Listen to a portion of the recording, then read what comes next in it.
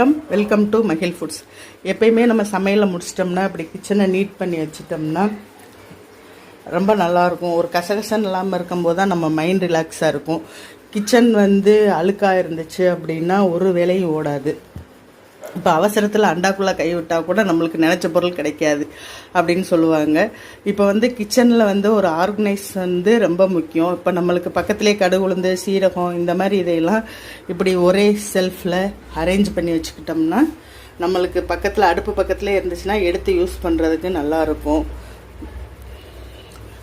இது பார்த்திங்கன்னா தூள் உப்பு, கல் உப்பு இந்த மாதிரி ஒரு ஜாடிகள் பக்கத்தில் இருக்கும்போது நம்ம சட்னிக்கு தேவையான உளுந்து, கடலப்பருப்பு இதெல்லாம் கொஞ்சம் கொஞ்சம் சின்ன சின்ன பாட்டில்களில் போட்டு வச்சிட்டோம்னா எடுத்து யூஸ் பண்ணுறதுக்கு ரொம்ப நல்லாயிருக்கும்.